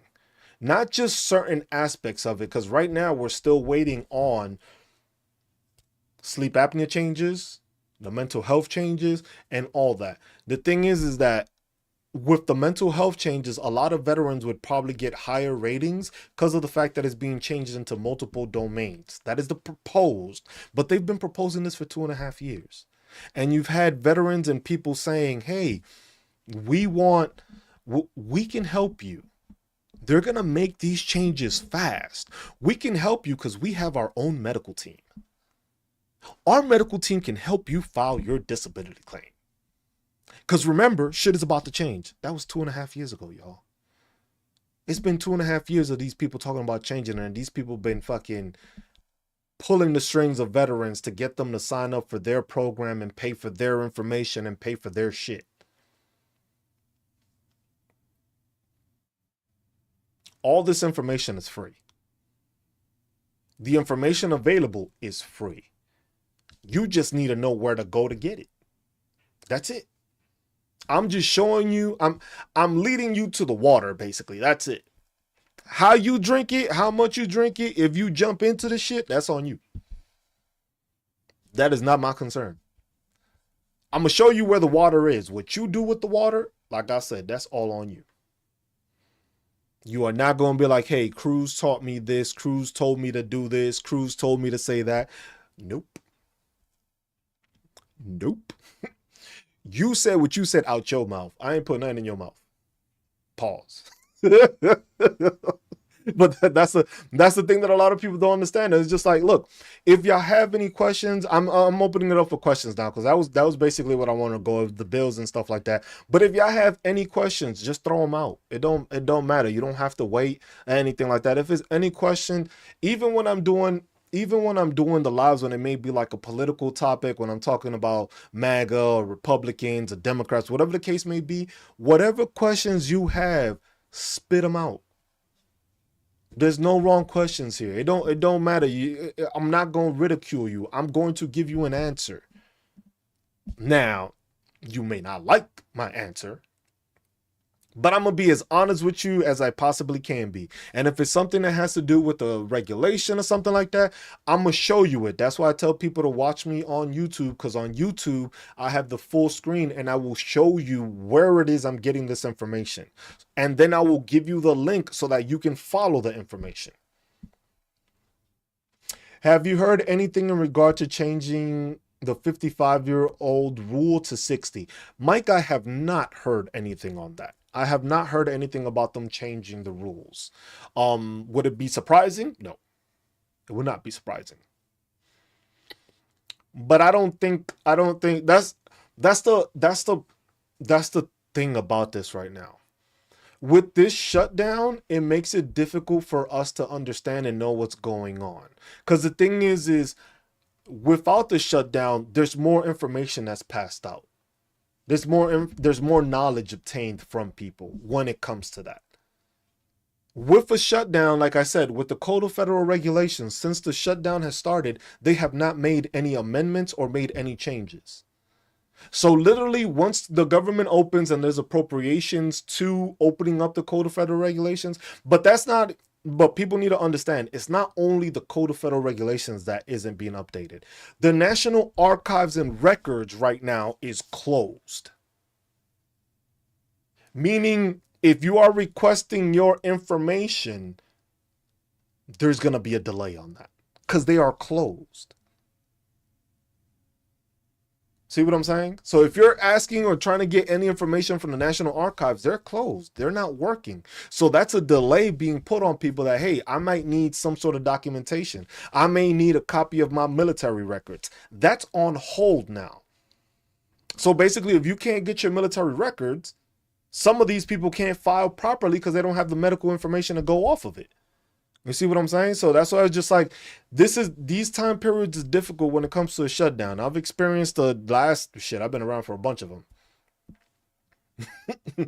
the short ones during Obama, the ones with Trump.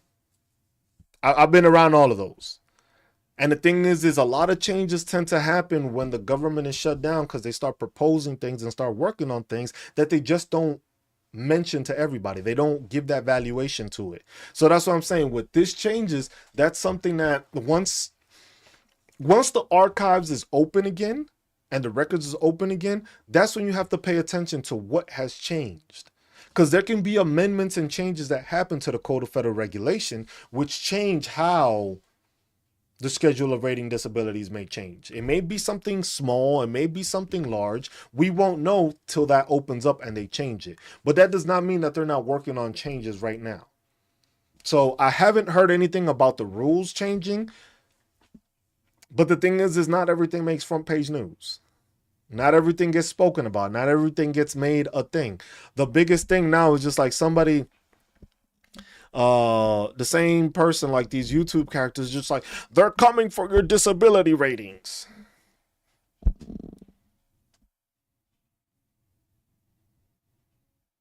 So you're basically trying to put fear into veterans, talking about they're going to take their ratings, when in actuality, they haven't been giving you the ratings from the first place. So what has changed?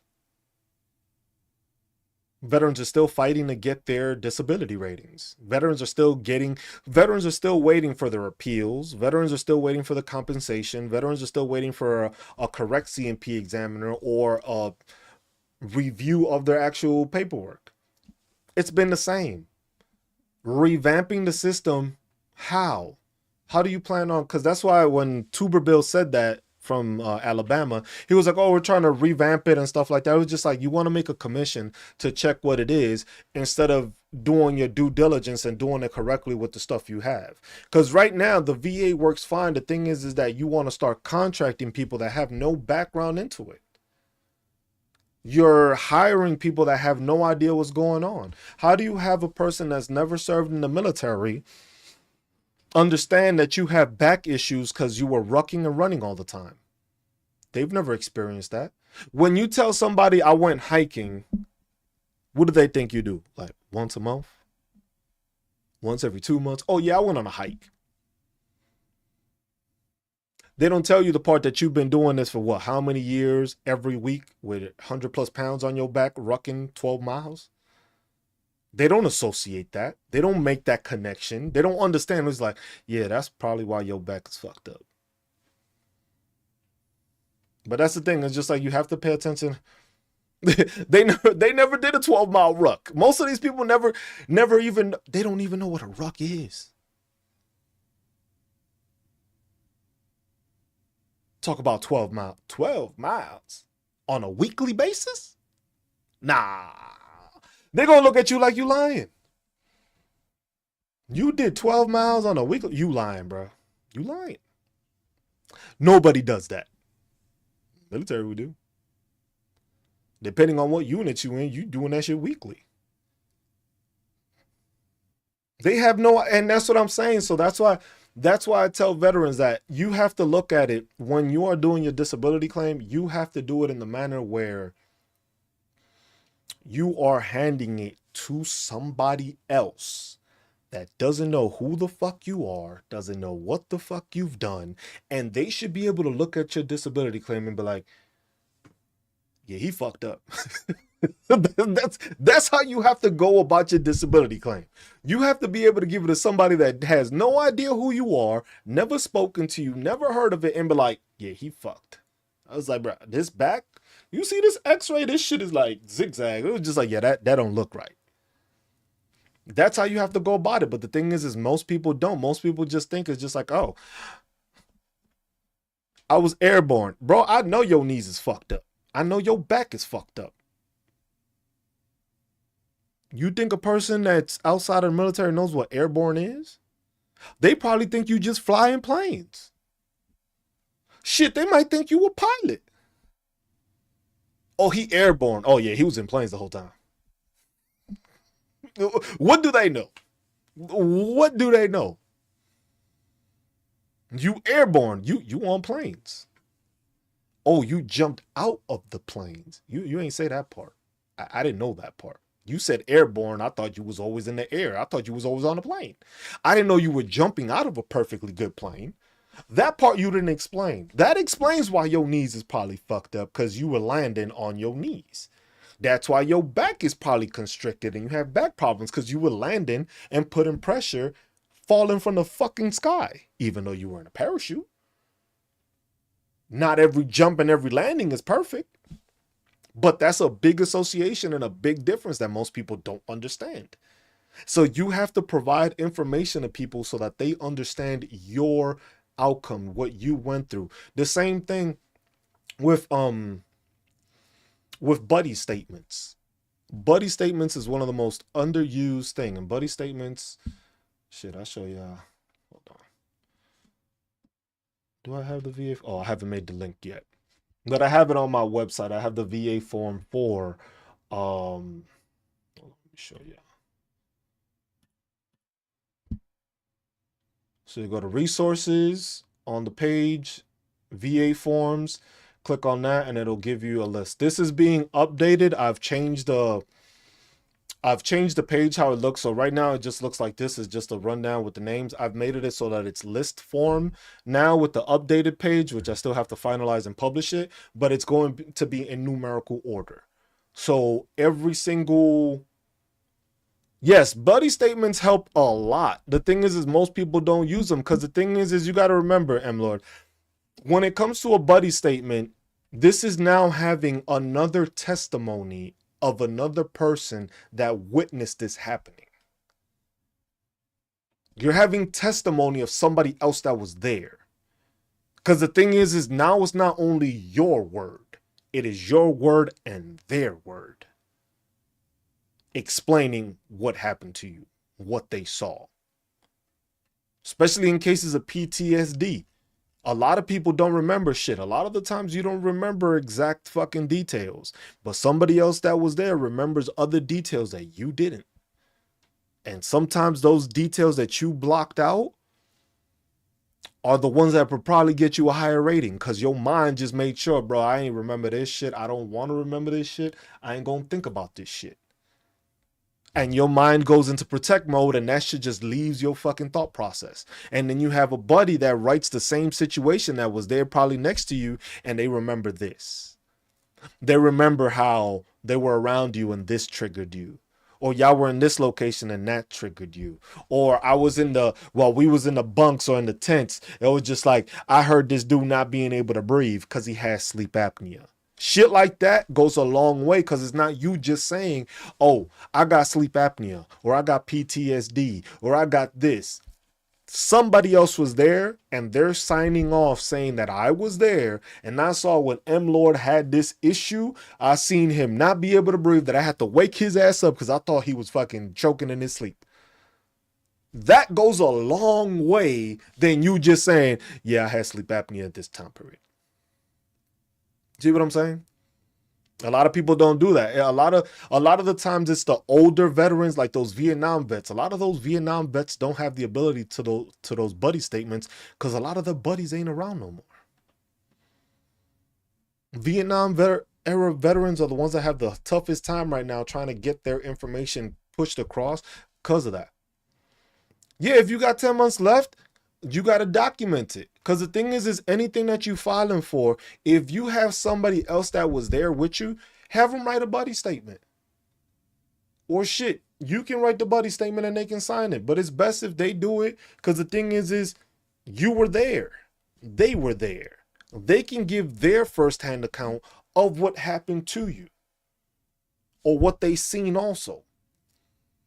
Because then it's your testimony, because you're going to be asked about what happens. And the thing is like I said,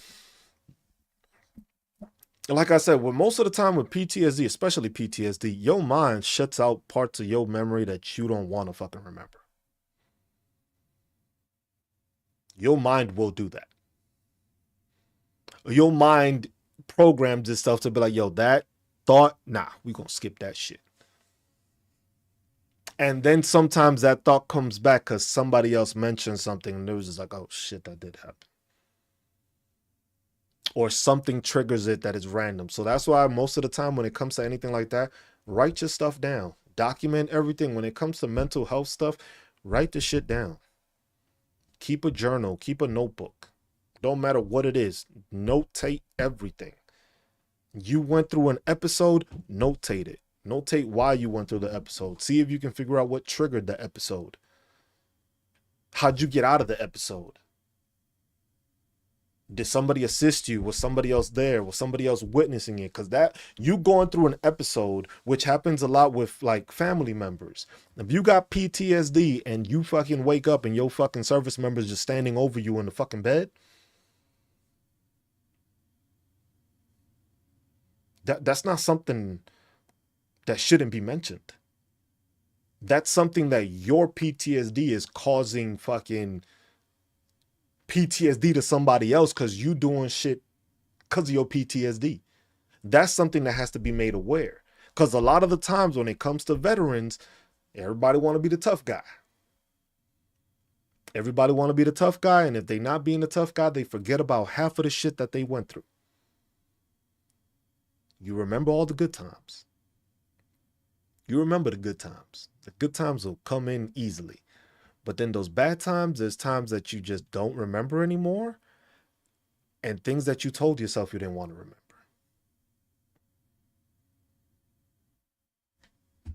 You have all that, Emlon, you have all that documentation, keep it. Make sure you have it. Like I said, when you are filing your disability claim, get all that stuff and separate it. When it comes to sleep study issues, if you got stuff, make a PDF file that is sleep study documentation. So it'll be that sleep study, it'll be that buddy statement, it'll be the whatever information there. You have surgeries. This is for knee surgery. Here's the documentation. This is all the physical therapy. This is the profiles I had. If you have your profiles, print them out now and keep them, because that is also a viable piece of information that most people never fucking use in their thing. Your profile will not show up in your medical record. Go through the CFR, check in the CFR what is available to you. All the physical therapy separated, because the thing is when it comes to your medical record is in chronological order.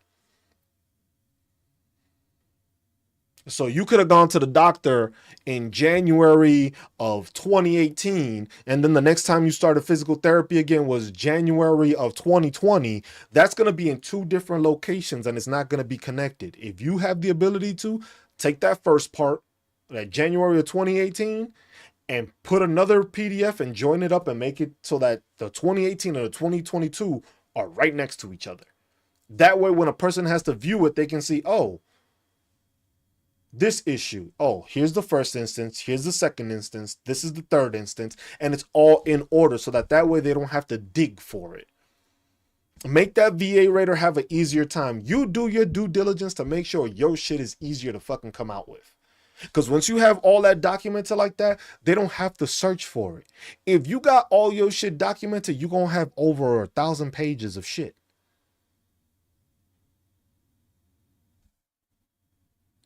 I ain't reading that. You probably ain't even wanting to read. You should, but you don't want to read that shit. What makes you think a person that's on a timeline that they have to fulfill all these veterans is gonna go ahead and make sure I'm putting in shit? I'm gonna read every single one of M Lord's fucking pages. Look at that. It's like 3K, exactly. Who you think is gonna read 3,000 pages? So that's why you have to do the due diligence of making sure to separate it. Go through those 3,000 pages, and each instance you see that's associated with one of your claims, make it that. Because then you can upload the 3,000 pages because that's your main document. But then you can separate it and be like, hey, knee surgery or knee condition. You filed for knee this. You have all 80 pages that have to do with your knee, or just now one file, so that when they look at it, be like, oh, he had knee problems. Well, this shit is easy. He has all 80 pages separated, and it shows how he went to physical therapy, when he got seen, if he got injections, if he has surgery, he has, boom, cool.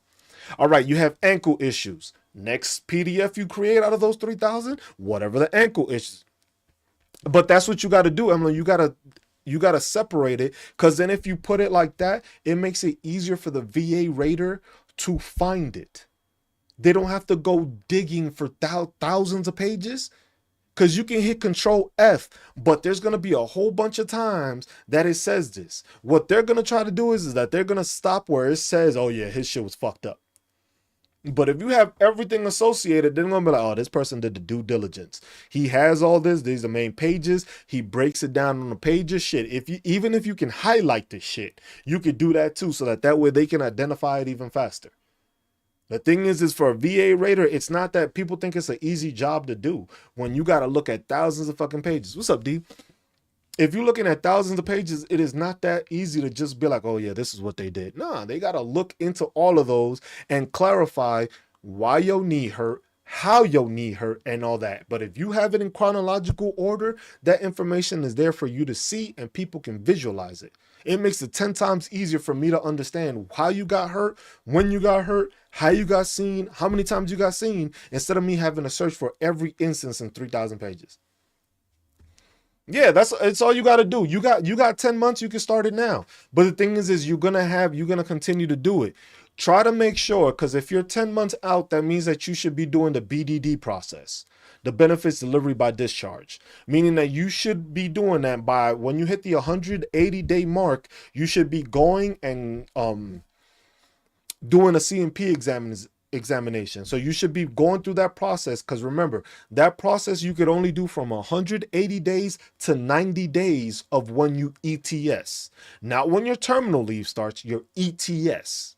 So from 180 days to 90 days, you can file for the BDD process, which will do your filing of your disability claim. You'll do an examination. They'll do a CMP exam. They'll do a mental health evaluation. They'll do that. And then from there, by the time you get out within the week or maybe 2 of getting out of the military, you will know what your rating is. And then the following month, you will start getting paid. So make sure that when you're 6 months out, you go through that process. Don't do the process like a lot of veterans do and they wait till afterwards. Because then if you wait till after you ETS'd, you are going to go through the problem of now you go in line with everybody else that filed. Now you just get put into the system wherever you landed at with everybody else filing. If you do the BDD process, your shit gets priority and gets looked at faster because you're getting out of the military. So they'll go and do the CMP exam, they'll do all that, and by the time you get out, which basically it takes 3 to 4 months, if you do it right at the beginning, that means in 5 months you get out, you're on terminal leave, your end date, your ETS day hits. Then from there, within a week or 2, they're already sending you a letter saying, hey, your disability rating is this %. And then your payment will start the following month. And that's it. And then from there, you're taken care of. What happens with a lot of vets is that they don't go through that process. And then the process is, instead of them receiving a check already, whether it's 10% or 100%, if they're not receiving that check once they've gotten out of the military, that's what puts a lot of vets in a struggle. Because if you're not receiving, if you got 100%, that's basically $4,000 a month. If you're going now that you didn't get that $4,000 and you have to wait another 6 to 7 months. Now you in the process of like, shit, what the fuck am I gonna do for 6, 7 months? Or depending on how long it gets for them to approve it, review it, and do it like that. Look at that, 4,700. That's $4,700 with dependents that you wouldn't get right away, because now you have to file. And then depending on when you file, that's your intent to file date. And that would be your effective date. As of right now, your effective date is the day after you ETS, meaning that you'll receive all that documentation. And if you have anything that gets denied during that process, you can appeal it, but it's going to go back to the day after you ETS'd. But then you already ahead of the game because you already got your information of that. I'm going to skill bridge. Also, have you heard of? Yes, if you could do the skill bridge, do the skill bridge. That is one thing. This is what I'll say about that. Doing a skill bridge is a good thing, but that's where you have to be careful with the BDD process. Because the thing is you have to make sure to be on them. If you do the skill bridge, wherever you're doing the skill bridge at, you have to see if they can do the CMP examinations at that location. Because most of the times when they try to schedule those CMP exams, they try to schedule it from your installation. Whatever's close to your installation, they try to do. Oh, it's local? Oh, so then it shouldn't be a problem then.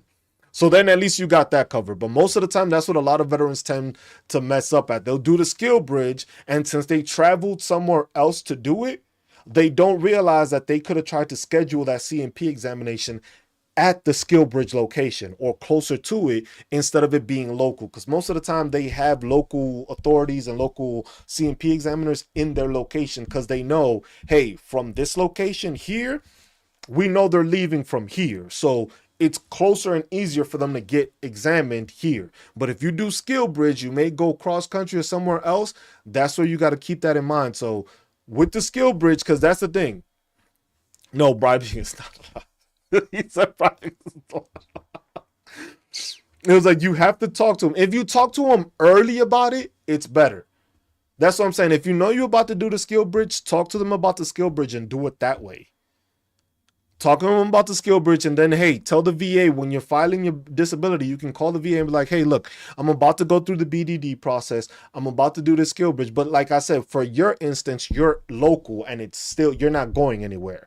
A lot of people, when they do the skill bridge, sometimes it's like another state or a different region or something like that, and that influences it. And then since people pay attention too much to the skill bridge and don't realize like, shit, I forgot about the BDD process, they don't do it. Because if you don't do it between that 180 days and 90 days, if you hit day 89, you have to wait like everybody else. Oh no, that's fine if you in a place like that. But the thing is you just gotta make sure that those CMP exams are still there. But if you're already getting out from the location, most of the time that they have the CMPs there. Me, when I got out of Germany. So for me, I had to travel like 4 hours in Germany to see the CMP examiner to get checked out. So, and I was in Grafenwehr, and I had to go all the way to K-Town to get my CMP exam done because they didn't have anybody on the east side of Germany to do the CMP exams. They had them all in Launchstuhl by the thing. So it's just like, that's what it is. It depends on what it is, and the way you get out and how you get out is different across the board. Locations vary, CMP examiners vary, the availability. So that's where you have to make sure you plan it. But if you're going through the BDD process, that is the easiest way for a service member. So if you know any active duty that's planning to get out, make sure they understand what the benefits delivery by discharge program is. If they don't know what that is, inform them about them. Tell them to look into it, because that is one of the reasons that a lot of veterans are more successful on the long run, because of them doing that beforehand. Because like I said, within 2 months, you're already getting paid. As compared to you got out, now you're waiting for the process to actually hit and them to actually check it. And then you got to wait for them to actually approve it, give you the rating, and then you start getting paid. And if there's a government shutdown, that means less people are working and some people are furloughed and some people just ain't working and they're getting work unpaid. Don't fall into that criteria.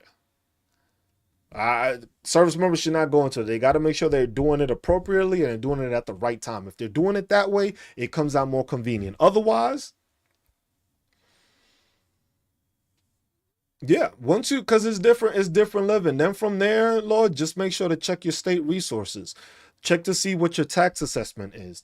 Check to see what your property taxes are. Because in those places, once you're a veteran and you disabled, you may not pay property taxes, or you may only pay a percentage of it, or they only assess a certain amount after a certain amount. Because there's certain states that have it that you still pay property tax, but they only assess what it would be after $100,000. So if you got a $300,000 home, $500,000, whatever the case may be, that first $100,000 they won't count. So then it's a $500,000 home, but you're only getting tax assessed for $400,000. And in some states, you don't get no taxes. You don't got to pay no property taxes, which is a big thing. If you're retiring, some states have it that your retirement pay doesn't get taxed. So if you don't get retirement pay, you don't get retirement pay tax, that's extra money in your pocket. If you don't got property taxes, that's extra money in your pocket. And if you get the disability, that's tax-free money in your pocket.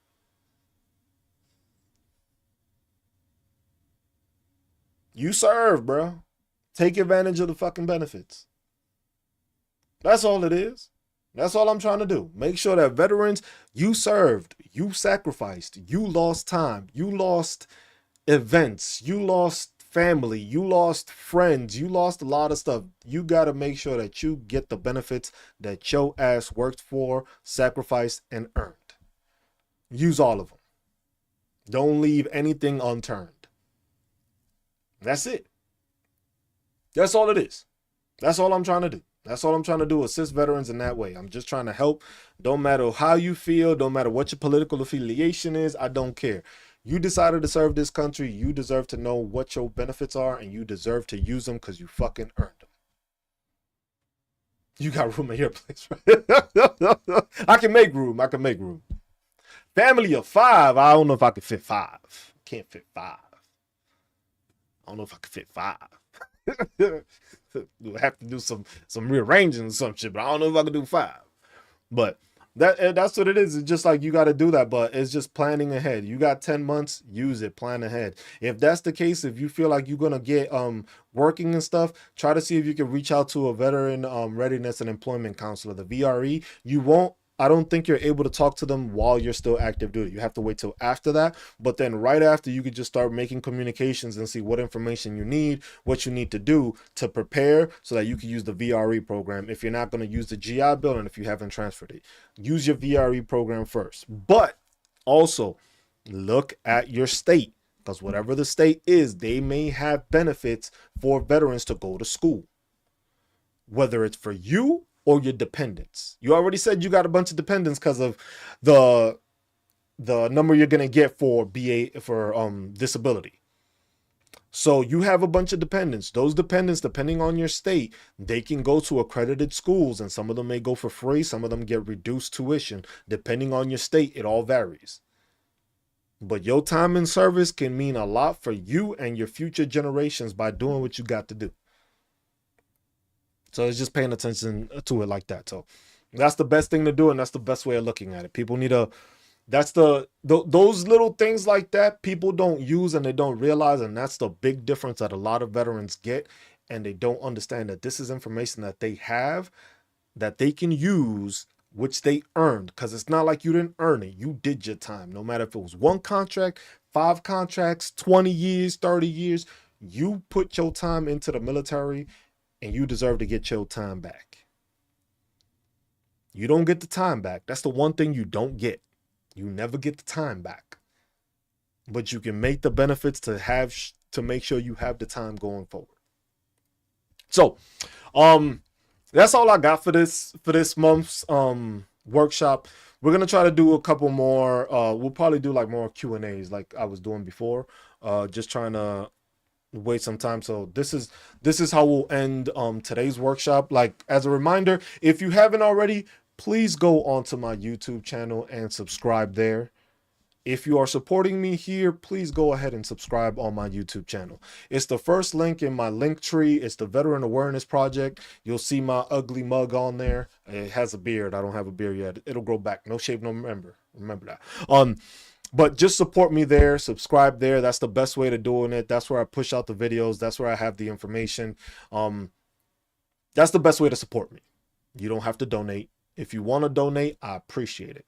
Not necessary, but the best way to support me is to support me through YouTube. Watch me on YouTube, because there I get ad revenue for my videos. So I get watched there, I get money that way. It's not much, but it's something that helps me continue building the project and continues funding the project. But like I said, if you have any questions, you can go to our website also, veteranawarenessproject.com, or you can put vetawareproject.com. Both links work. The Veteran Awareness Project link will work for the following year because we have that domain also, but we are the Vet Aware Project for short because it's easier to say. You can tune in there. You can check the thing. If you checked it right now, the link, oh, it didn't show up. The link is supposed to show up. We'll try to fix that because it's supposed to be the link and you'll be able to see it on the website also. But for some reason, it's not populating. The 2026 disability pay rates are there also, the 2.8 increase. Once the final figures from the VA are released, I will make another video and it will be the exact numbers by like down to the cent of correct. So you can check it out that way also. What else do we got? And that's mostly it. It was just we got the website, we got the YouTube page. We do these on TikTok because TikTok pushes it out to more people. But if you have any questions, you can go to our website and go to the record brief and contact us. Leave us a message, leave us an email if it's something that you would like for me to cover, or a video you would like for me to make, or something you would like to me to explain, so that way I can make a video and I can assist you with the answer, and I can also assist any veteran that may find it of importance. So as always, be good to one another. Take care of one another, look out for one another, love one another, and stay marvelous while doing it, y'all. I'm Just Cruz from the Veteran Awareness Project, here for our monthly free workshops. Appreciate you tuning in. Hope this was helpful. Hopefully you got some information out of it. I appreciate y'all as always. We'll be on with our political talks and all that stuff at a later time on our other page. We use this on TikTok for both, but the YouTube pages are separate. If you haven't, you can follow on those and subscribe there also. As always, I appreciate y'all. Y'all have a good rest of y'all Sunday. Be safe and take care. Peace.